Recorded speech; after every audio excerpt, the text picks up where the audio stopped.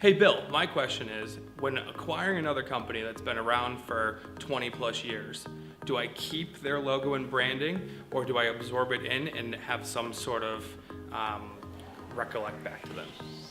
Hey Matt, that's a difficult question I think a lot of people actually struggle with when they make an acquisition in the company. And I think that is something that has to be taken very, very seriously. I've actually been asked this question a few other times, but I'll answer it again. And I'm going to use myself as an example. And I was acquired by Grand Avenue. Literally, Grand Avenue killed the Silver Oak brand within about 30 days. And it started, we closed on a Friday, and that following Monday it started. We got away with it without having any issues because, and let me clarify something, I wouldn't recommend doing that quickly, but I had to quickly over that weekend implement a really good transition process.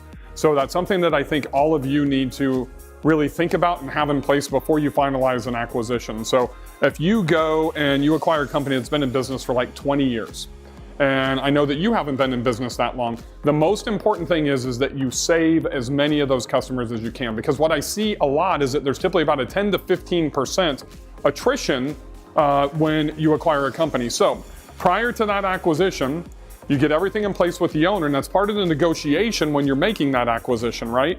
So one of the things that you want to do is you want to keep the owner on, or the key person that has those relationships, for at least 90 days. And I would suggest 6 months to a year if you can afford it. So let's just say it's going to be 90 days.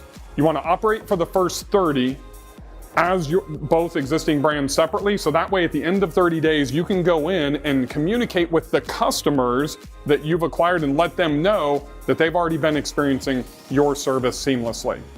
2, you have the owner of the other company email and go with you to introduce you to the top customer. So you're going to email everybody. That email needs to come from him, transitioning authority over to you, saying how great this is going to be, how it's going to benefit the customers.